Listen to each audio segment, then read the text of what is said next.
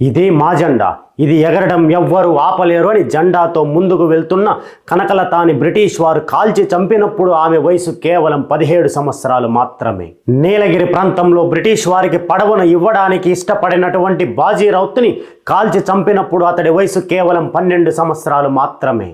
ఎగిరే జెండా అంటే కేవలం కాగితం కాదు, మన గుండెల్లో రగిలే జ్వాల అని ఎదురు తిరిగి భగత్ సింగ్ ప్రాణాలర్పించినప్పుడు ఆయన వయసు కేవలం 23 సంవత్సరాలు మాత్రమే.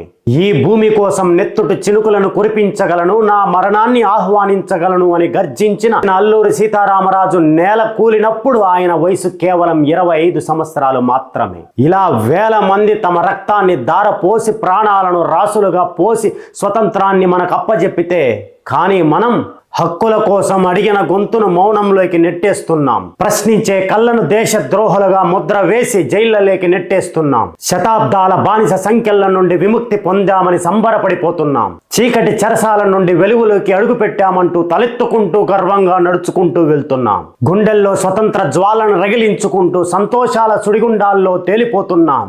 కానీ కనిపిస్తున్నదంతా నిజం కాదని మనందరికీ తెలుసు. ప్రశ్నించలేని గొంతులతో, విమర్శించలేని కళ్ళతో చూస్తూ నిలబడిపోతున్నాం. ఇన్ని 10 సంవత్సరాల స్వతంత్ర దేశంలో మనం ఏం సాధించామో మనకే అర్థం కావటం లేదు. వెలుతురు రాని ఉదయం నుంచే చెమట చుక్కను విత్తనంగా చల్లినవాడు రైతు.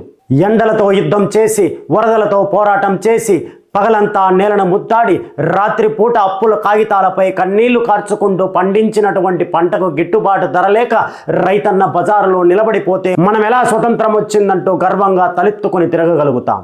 ఉక్కు సంఖ్యలను సైతం ఉడుకు నెత్తరతో కరిగించగలిగినటువంటి నేటి తరపు యువత ఒక పక్క ఆకలి కడుపును చేతితో పట్టుకొని, మరో పక్క చదివిన కాగితాలను చేతిలో పట్టుకొని ఉద్యోగ అవకాశాలు లేక రోడ్లమ్మడి తిరుగుతూ ఉంటే మనకు స్వతంత్రం వచ్చిందని ఎలా సంబరపడిపోతాం?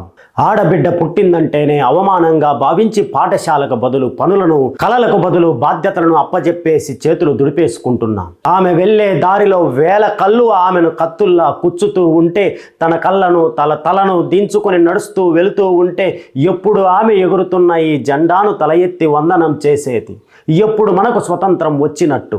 ఆకలి కంటితో నడుస్తున్నటువంటి పేద ప్రజల ఆవేదన ఈ దేశపు పెద్ద పెద్ద చెవులకు ఎందుకు వినిపించడం లేదు? పదవులు మాయగా మారి శక్తి తాండవం చేస్తూ ప్రజలను వేధిస్తుంటే ఎందుకు ఎవ్వరికీ కనిపించడం లేదు?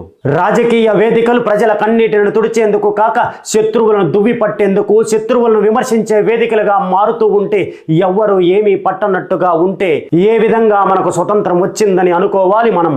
మానవ సంబంధాలు తగలబడిపోయి కేవలం కులాల గుంపులుగా, మతాల సమూహాలుగా దేశం మారిపోతూ ఉంటే ఏ విధంగా మనకు స్వతంత్రం వచ్చిందని మనం సంబరపడిపోవాలి? ఇది కలలు కని తెచ్చుకున్న స్వరాజ్యంలా లేదు, మనకన్నిటిలో మనమే మునిగిపోయేందుకు తెచ్చుకున్న స్వరాజ్యంలో ఉంది. అవునులే, మనం కాదు కదా ఈ స్వరాజ్యాన్ని తెచ్చింది. ఆ తెచ్చిన వారి ఫోటోలను గోడకు అతికించి సంవత్సరానికి ఓ రోజున నమస్కారం పెట్టేస్తే సరిపోతుందనే కదా మనం భావించేది. నిజమైన స్వేచ్ఛ, స్వాతంత్రం కోసం మరిన్ని రోజులు ఎదురు చూడాలో అర్థం కావడం లేదు.